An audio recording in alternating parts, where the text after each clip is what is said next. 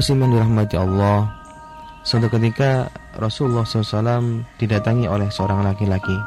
Seorang laki-laki tersebut pun bertanya kepada Rasul, "Ya Rasulullah, man ahaqqun nas bihusni sahabati?"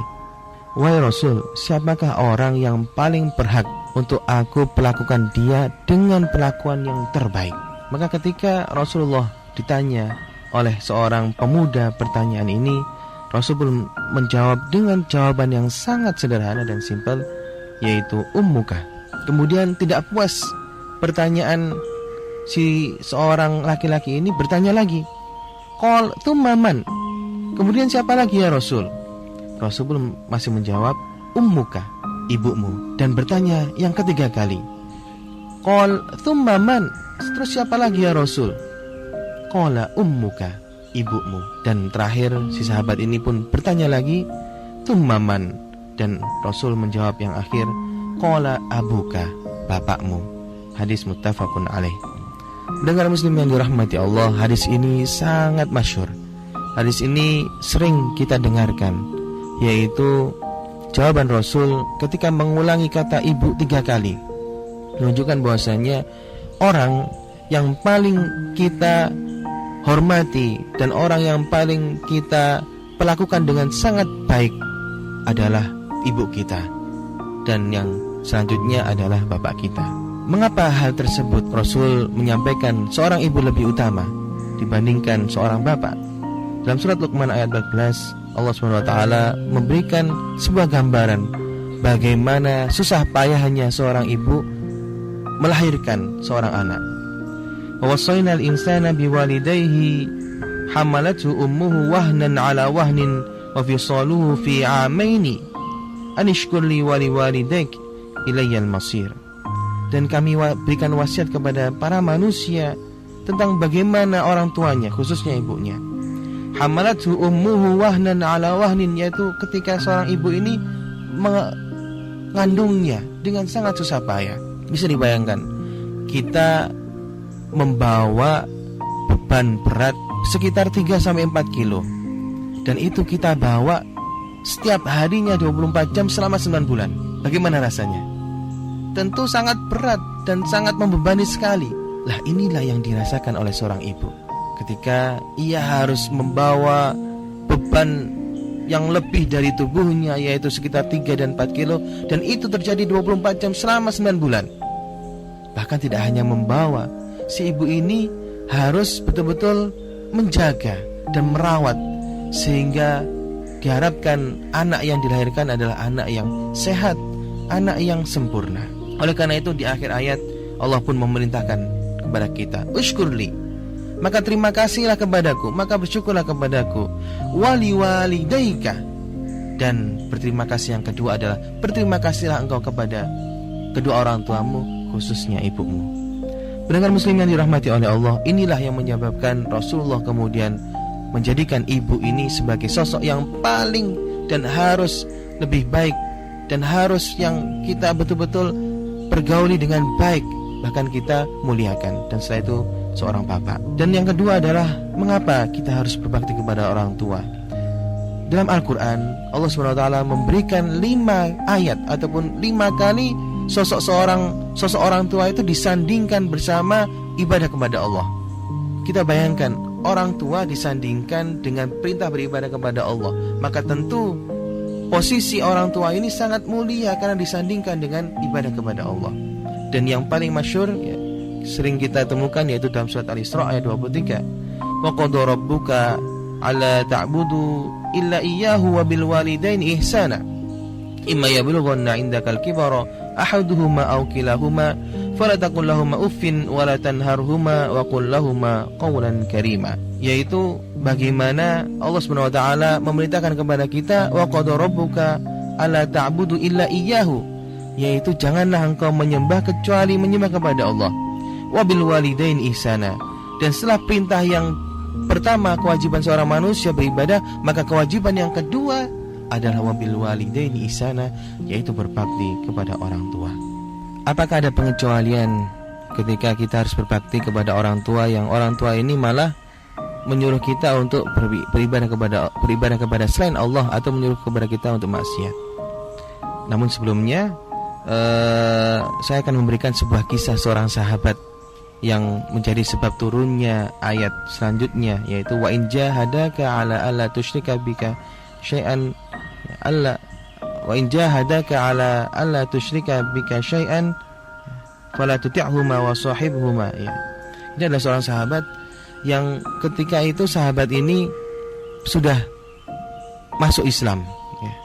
Kemudian mengetahui perbuatan itu, mengetahui hal ini, seorang ibu, ya, ibunya ini tiba-tiba mendatangi si laki-laki ini, ya. Sahabat ini adalah sahabat yang dijamin oleh Allah masuk surga, ya. Lah, ketika sahabat tersebut didatangi oleh seorang ibu, ya, kemudian si ibu ini lantas memarahi, kenapa kamu kok meninggalkan agama nenek moyangmu? Mengapa engkau malah memeluk agama yang mana agama ini adalah agama dibawa oleh seorang Muhammad? Kemudian sambil memaki-maki dan memarahi anak itu, akhirnya si orang tua ini berkata, saya bersumpah, kalau kamu tidak meninggalkan agama ini, aku tidak mau makan sampai engkau mau melepas dari agama ini. Kemudian si anak itu hanya diam dan tidak menghiraukan perkataan ibunya itu. Hingga hari pertama si ibu ini tetap melihat, ya, bagaimana si anak ini tidak mau melepaskan agama itu dan akhirnya tidak makan. Hari pertama tidak makan. Kemudian hari kedua, ya, tidak makan lagi. Mengetahui hal itu, anak yang sebelumnya sangat berbakti kepada orang tua ini, ya, merasa kasihan dan iba. Bahkan orang-orang di sampingnya itu menjuluki dia, ya qatilal ummah, wahai anak yang tega membunuh ibunya. Sampai seperti itu. Dan selanjutnya, ya, si sahabat ini kemudian di hari ketiga menghampiri ibunya, wahai ibuku, ya, demi Allah dan Rasulullah, kalaupun aku mempunyai 9 nyawa dan nyawa ini semua keluar dari tubuhku satu persatu, aku tetap tidak akan meninggalkan agamaku. Mengetahui dan mendengar perkataan si anak yang sangat luar biasa ini, si ibu pun kemudian terhanyut dan tersadar dan menjadikan jawaban anak ini sebagai hidayah orang tua ibu ini, kemudian masuk Islam. Dan turunlah ayat wa in jahadaka ala alla tusyrika bika syai'an fala tuti'huma wa sahibhuma fid dunya ma'rufan. Dan jika orang tuamu ini mengupayakan kamu untuk berbuat syirik kepada Allah, untuk meninggalkan agamamu, fala tuti'huma, maka janganlah engkau mematuhi mereka berdua. Namun sangat luar biasa Allah Subhanahu wa taala mengajarkan wasahibhuma fid dunya ma'rufan. Namun tetaplah kamu mempergauli mereka, tetaplah kamu menjaga hubungan dengan mereka dengan hubungan yang baik. Jadi bukan berarti mengingkari mereka, tidak mematuhi mereka, kemudian lantas meninggalkan ataupun menghinakan mereka, tidak, tapi tetap menjaga hubungan dengan mereka, hubungan yang baik. Dan ini sudah dipraktikkan oleh sahabat kita tadi. Dan sahabat tersebut memberikan sebuah contoh bagaimana salah satu bentuk bakti kepada orang tua ketika orang tua itu menyuruh kepada kemaksiatan adalah menolaknya dengan cara yang halus. Dan Allah memberikan hidayah kepada orang tua dengan sikap penolakan yang halus dan dengan yang baik, menjadikan orang tuanya masuk Islam. Ya, kalau mengetahui durhaka ini, ya, ada legenda yang sangat masyhur, ya, di Indonesia, ya, namanya Malin Kundang. Ya. Memang ini adalah legenda, tapi di Sumatera Barat ada, ya, sosoknya, ya, wallahu alam. Yang pasti dalam Islam, ya, bahkan dalam hadis Rasulullah mengajarkan kepada kita, ridallahu fi ridal walidain wa sukhtullah fi sukhtil walidain. Jadi orang tua ini adalah sebab ridhonya Allah dan juga sebab murkanya Allah. Subhanallah. Dua hal yang bertolak belakang, ya. Ketika kita mendapatkan ridhonya Allah, ketika kita mendapatkan cintanya Allah, maka Allah akan memudahkan bagi kita seluruh kehidupan kita. Hidup kita akan bahagia, bahkan kita mendapatkan surga karena kita berbakti kepada orang tua. Namun sebaliknya, wasukhtullah fi sukhtil walidain, murkanya Allah itu terletak pada murkanya orang tua. Maka kita bayangkan, ya, bagaimana Allah murka kepada kita. Allah memberikan azab kepada kita, tentu sangat menakutkan dan mengerikan kita mendapatkan azab dan murkanya Allah. Dan ternyata yang dapat menyebabkan Allah murka itu ketika kita menyebabkan orang tua kita marah kepada kita.